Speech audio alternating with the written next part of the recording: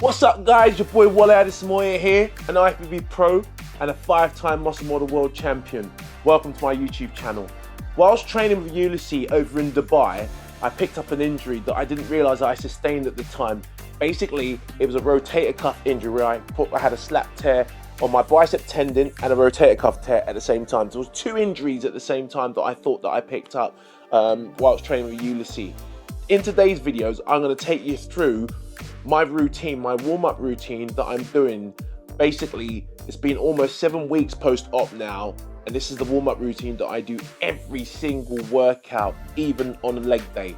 So in today's workout, I'm actually training legs, but I'm going to take you through my shoulder warm-up routine that I do every single session post-op to bring me back to where I was prior to my operation. So our first set of exercises we're going to do is going to be internal and external rotation.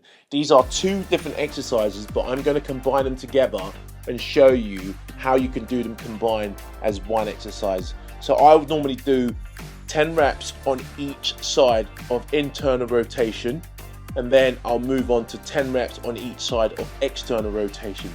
For the purpose of my rehab, I'm doing 3 sets on each side before moving on to our 3rd exercise.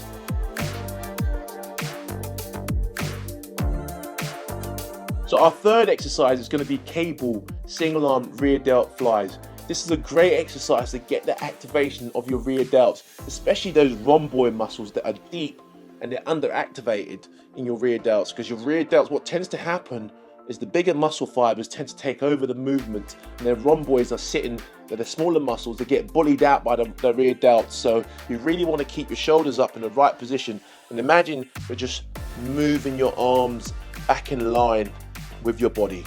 From the starting position there, moving your arms back in line with your body.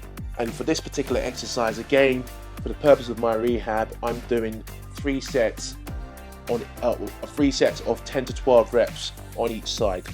Our 4th exercise, now that I've actually isolated each side doing single arm rear delt flies, I'm going to actually do a combined movement now of doing cable rear delt flies. But this exercise is actually a great exercise to incorporate as a rear delt exercise. Again, for the purpose of my rehab, I'm doing 3 sets of 10 to 12 reps.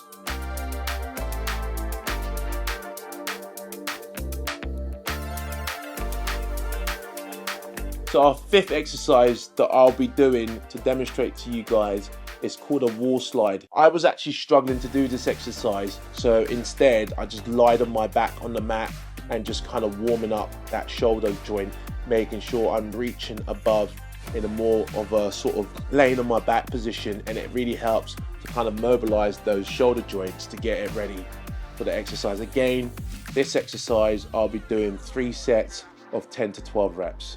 And our 6th exercise that I'll be doing here is called a shoulder tap. This is a great exercise just to get that isometric stabilization of the shoulders. This is a great exercise to actually get that stabilization of the shoulder joints before you load it. Again, for this particular movement, I would do 3 sets of 10 reps. So now that I've actually finished off with my shoulder warm-up, or shall I say shoulder rehab exercises, I can now move to my main workout, which is legs. But I will always say to you, set aside at least 20 minutes to warm up your shoulders at the beginning of every workout if you're suffering from an injury. If you're not suffering from an injury and you're doing an upper body workout or a lower body workout, I would still say warm up your shoulders, because this will help you with positioning of your hands, specifically for squats or hack squats, or any other exercises that you're doing for your lower extremity or upper extremity. So my first exercise that I'm going to be doing here is going to be a single leg curl. Again, before we move on to our working set, which is going to be 3 sets of 12 to 15 reps on each side, I'll always warm up. So my warm up set on this exercise is just going to be 1 set of 8 reps on each side. The second exercise we're moving on to for legs is going to be seated hamstring curl.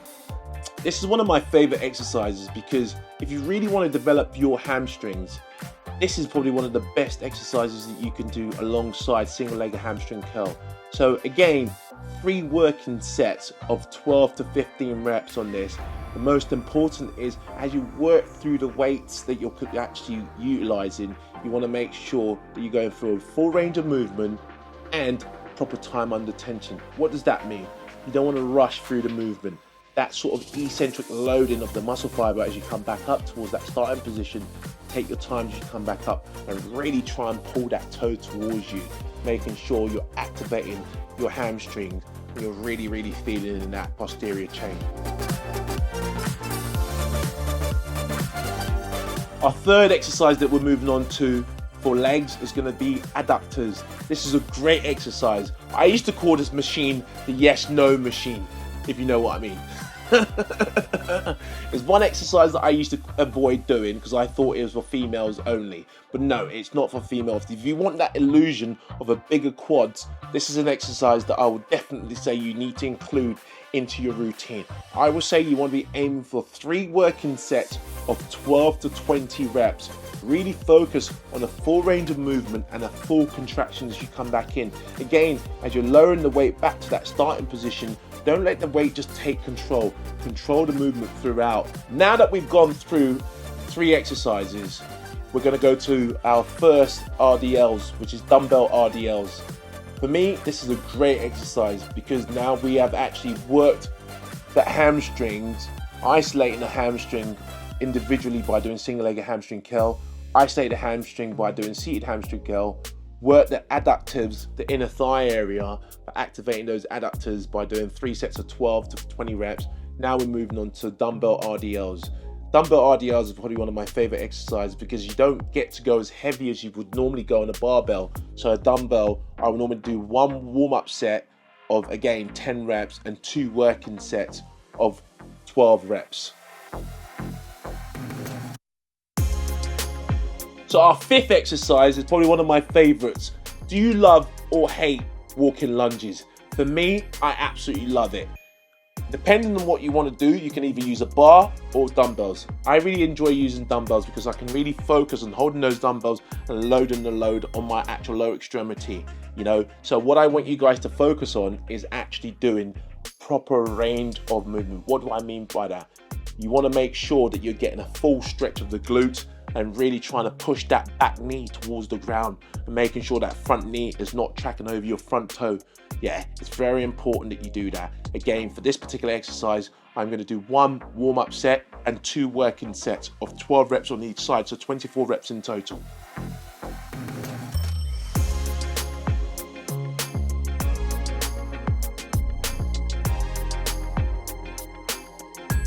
Our final exercise to finish this workout is going to be the seated calf raise. For me, this is a great exercise. Again, calf raises is one of my favorite exercises to do, but it's underused when you're training. You train your calves like it's Christmas.